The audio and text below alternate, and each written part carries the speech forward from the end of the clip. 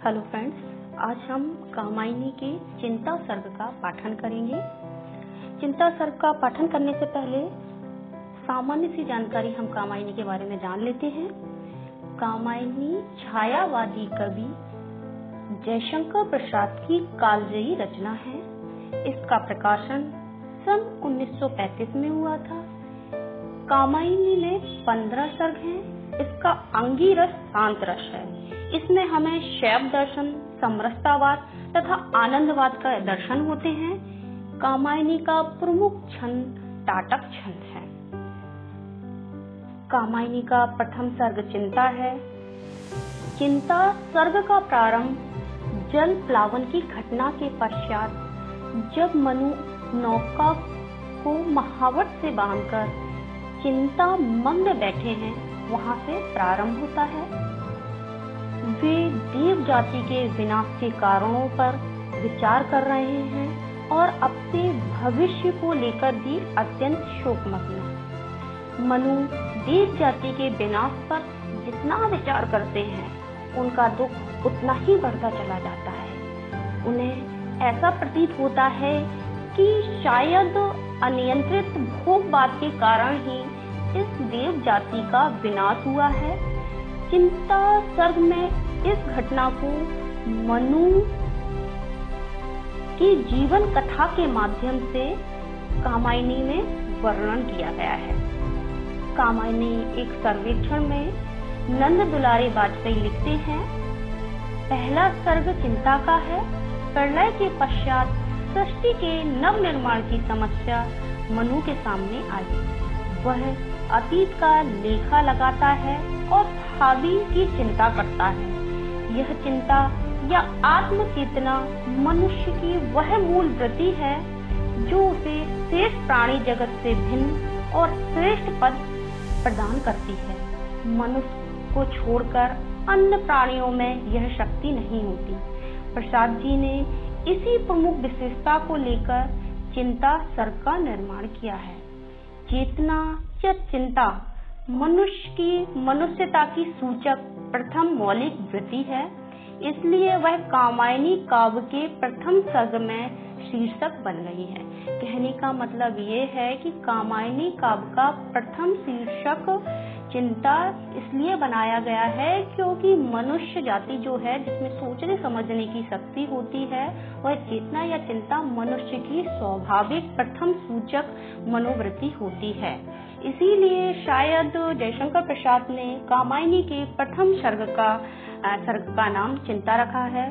और चिंता के माध्यम से, में जो मनु के माध्यम से वो ये बताना चाह रहे हैं कि अगर हम किसी भी चीज का अनियंत्रित होकर उपभोग करते हैं तो कहीं ना कहीं प्रकृति हमें इस तरह के दृश्य दिखाती है। आज भी हम प्रकृति से बहुत छेड़छाड़ कर रहे हैं, तो हमें इस चीज को समझना चाहिए कि कहीं ऐसा ना हो कि हम उल्टा फिर उसी चीज में जाके फंस जाएं जहां हमें नहीं पहुंचना चाहिए। तो कामायनी जो रचना सन 1935 में हुई थी, वो आज के वर्तमान समय में भी बिल्कुल उचित प्रतीत होती है, जो हमें समय संदर्भ के बारे में बताती है, हमें सचेत करती है कि मनुष्य को ज्यादा भोगवादी प्रवृत्तियों की ओर आकर्षण नहीं होना चाहिए। तो अब हम कामायनी का पाठन करते हैं। कामायनी के प्रथम सर्ग चिंता सर्ग का हम पाठन करेंगे। हिमगिरि के उत्तम शिखर पर बैठ शिला की शीतल छां, एक पुरुष भीगे नयनों से देख रहा था प्रलय प्रभा। नीचे जल था, ऊपर हिम था, एक तरल था एक सघन, एक तत्व की ही प्रधानता, कहो उसे जड़ या चेतन। दूर दूर तक विस्तृत था हिम, स्तंभ उसी के हृदय समान, नीरवता से शिलाचरण से टकराता फिरता पवमान। तरुण तपस्वी सा वह बैठा, साधन करता सुर शमशान, नीचे प्रलय सिंधु लहरों का होता था सकरुण अवसान। उसी तपस्वी से लंबे थे देवदार दो चार खड़े, हुए हिमध्वल जैसे पत्थर बनकर ठिठुर रहे अड़े। अवयव की दृढ़ मांसपेशियां ऊर्जस था वीर अपार, स्फूर्ति शिराए स्वस्थ रक्त का होता था जिनमें संचार। चिंता कातर बदन हो रहा पौरुष जिसमें ओतप्रोत, उधर उपेक्षामय यौवन का बहता भीतर मधुमय स्रोत। बंदी महावट से नौका थी सूखे में वह अब पड़ी रही, उतर चला था वह जल प्लावन और निकलने लगी मही। निकल रही थी मर्म वेदना करुणा विकल कहानी सी, वहां अकेली प्रकृति सुन रही हस्ती सी पहचानी सी। ओ चिंता की पहली रेखा अरे विश्व वन की व्याली, ज्वालामुखी विस्फोट के भीतर प्रथम कम सी मतवाली। हे अभाव की चपल बालिके रील ललाट की खल लेखा, हरी भरी सी दौड़ धूप ओ जनमाया की चल रेखा। इस ग्रह कक्षा की हलचल भी तरल गरल की लघु लहरी, जरा अमर जीवन की और न कुछ सुनने वाली बहरी। अरे व्याधि की सूत्र धारणी, अरे आधे मदमय अभिशाप, हृदय गगन में धूमकेतु सी, पुण्य सृष्टि में सुंदर पाप। मनन करावेगी तू कितना उस निश्चित जाति का अजीब, अमर मरेगा क्या तू कितनी गहरी डाल रही है नींद। आह गिरेगी हृदय लहलहे खेतों पर करका घनसी, छिपी रहेगी अंतर तन में सबके तू निगूढ़ धनसी। बुद्धि मनीषा मति आशा चिंता, तेरे हैं कितने नाम, अरे पाप है तू जा चल जा, यहाँ नहीं कुछ तेरा काम।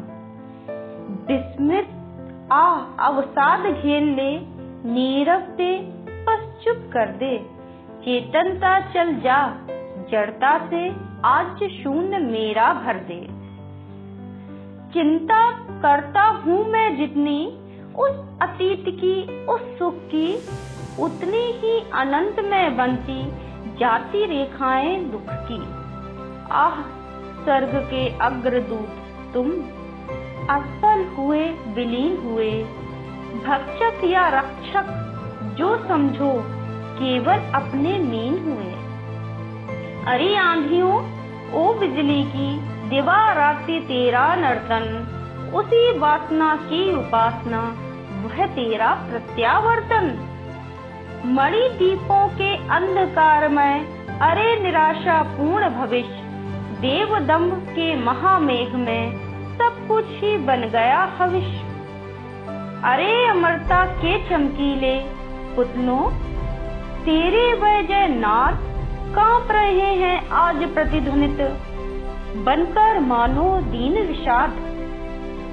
प्रकृति रही दुर्जय पराजित, हम सब थे भूले मद में, भोले थे हाँ तिरते केवल सब विलासिता के नद में। वे सब डूबे, डूबा उनका विभव बन गया पारावार, उमड़ रहा था देव सुरों पर दुख जलती का नाद अपार। वह उन्मुक्त विलास हुआ क्या, स्वप्न रहा या छलना थी, देव सृष्टि की सुख विभावरी ताराओं की कलना थी। चले थे सुरभित अंचल से जीवन के मधुमय निश्वास, कोलाहल में मुखरित होता देव जाति का सुख विश्वास। सुख केवल सुख का वह संग्रह केंद्रीय भूत हुआ इतना, छाया पद में नभ तुषार का सघन मिलन होता जितना।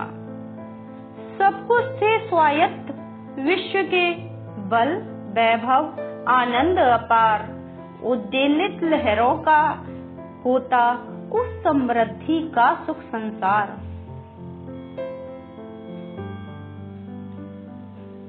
कीर्ति दीप्ति शोभा थी नस्ती, अरुण किरणसी चारों ओर, सप्त सिंधु के तरल कणों में द्रुम दल में आनंद विभोर।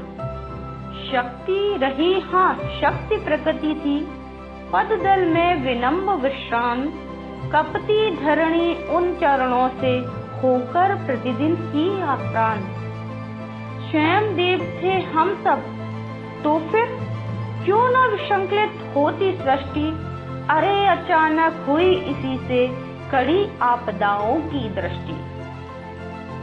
गया सभी कुछ गया मधुरतम, सुर बालाओं का श्रृंगार, उषा ज्योत्स्ना सा यौवन स्मित, मधुर सदृश निश्चित विहार। भरी वासना सरिता का वह कैसा था मदमस्त्र प्रभाव, प्रलय जलधि में संगम जिसका देख हृदय था उठा करा। चिर किशोर वह नित्य विलासी, सुरभित जिससे रहा दिगंत, आज तिरोहित हुआ कहाँ वह मधुप से पूर्ण अनंत वसंत। कुसमित कुंजों में वे पुलकित, प्रेमालिंग हुए विलीन, मौन हुई है मूर्छित ताने, और न सुन पड़ती अब भी। अब न कपोलों पर छाया सी पड़ती मुख की सुरभित भाव, भुज मूलों में शिथिल वसन की व्यस्त न होती है अब माप। कंकड़ क्वणित रणित नूपुर थे, हिलते थे छाती पर हार, मुखरित था कलरव गीतों में स्वर लय का होता विशार। सौरभ से दिगंत पूरित था अंतरिक्ष आलोक अधीर, सब में एक अचेतन गति थी जिससे बिछड़ रहे समीर। वह अनंग पीड़ा अनुभव सा अंग भंगियों का नर्तन, मधुकर के मर्दंड उत्सव सा मंदिर भाव से आवर्तन। सुरा सुरभिमय बदन अरुण वे, नयन भरे आलस्य अनुराग, कल कपोल था जहाँ बिछलता कल्प वृक्ष का पीत पराग। विकल वासना के प्रतिनिधि वे सब मुरझाए चले गए, आह जले अपनी ज्वाला से फिर वे जल में गले गए। अरी उपेक्षा भरी अमरते, अरी अतृप्ति निर्बाध विलास, दुधा रहित अपलक नयनों की भूख भरी दर्शन की प्यास। बिछुड़े तेरे सब आलिंगन, पुलक स्पर्श का पता नहीं, मधुमय चुंबन कातरताएं आज न मुख को सता रही। रत्न सौध के वातायन जिनमें आता मधु मंदिर समीर, टकराती होगी अब उनमें तिमिंगिलों की भीड़ अधीर। देव कामनी के नयनों से जहाँ नील नलियों की दृष्टि होती थी, अब वहाँ हो रही प्रलयकारी भीषण दृष्टि। वे अवलंबन कुसुम सुरभित मणि रचित मनोहर मालाएं, बनी श्रृंखला जकड़ी जिनमें विलासिनी मधुर स्वर वालाएं। देव यजन के पशु यज्ञों की वह पूर्णाहुति की ज्वाला, जलनिधि में बन जलती कैसी आज लहरियों की माला। उनको देख कौन रोया यूं, अंतरिक्ष में बैठे अधीर, व्यस्त बरसने लगा अश्रुमय यह प्रलय हलाहल नीर। हाहाकार हुआ क्रंदन में, कठिन कुलिश होते थे चूर, हुए दिगंत बधिर भीषण रब बार बार होता था क्रूर। दिग्दाहों से धूम रहे, या जलधर उठे क्षितिज तट के, सघन गगन में भीम प्रकंपन, झंझा के चलते झटके। अंधकार में मलिन मृत्यु की धुंधली आभा लीन हुई, वरुण व्यस्त थे घनी कालिमा, स्तर स्तर जमी तीन हुई। पंचभूत का वैभव मिश्रण, संपाओं के शकल निपात, उल्का लेकर अमर शक्तियां खोज रही जो खोया प्रात। बार बार उस भीषण रव से कपती धरती देख विशेष, मानो नील व्योम उतरा हो आलिंगन के हेतु अशेष। उधर गरजती सिंधु लहरियां कुटिल काल के जालों सी, चली आ रही फन उगलती, फन फैलाए ब्यालों सी। धसती धरा धधकती ज्वाला, ज्वालामुखियों के निश्वास, और संकुचित क्रमशः उसके अवयव का होता था ह्रास। सबल तरंगा घातों से उस क्रुद्ध सिंधु के विचलित सी, विच्छ महाकच्छप सी धरणी, धूम झूम थी विकलित सी। बढ़ने लगा विलास वेग सा, वह अति वैभव जल संघात, तरल तिमिर के प्रलय पवन का होता आलिंगन प्रतिघात। बेला क्षण क्षण निकट आ रही, क्षितिज छेड़ फिर लीन हुआ, उदधित डुबोकर अखिल धरा को बस मर्यादाहीन हुआ। करका क्रंदन करती गिरती और कुचलना था सबको, पंचभूत का यह तांडवमय नृत्य हो रहा था कब का। एक नाव थी और न उसमें डाणे लगते या पतवार, तरल तरंगों से उठ गिरकर बहती पगली बारंबार। लगे प्रबल थपेड़े, घुंघले तट का था कुछ पता नहीं, कातरता से भरी निराशा, देख नियति पथ बनी वहीं। लहरें व्योम चूमती उठती, चपलाएं असंख्य नचती, गरल जलद की खड़ी झड़ी में बूंद निज संस्कृति रचती। चपलाएं उस जलद विश्व में स्वयं चमत्कृत होती थी, जो विराट बांडव ज्वालाएं खंड खंड हो रोती थी।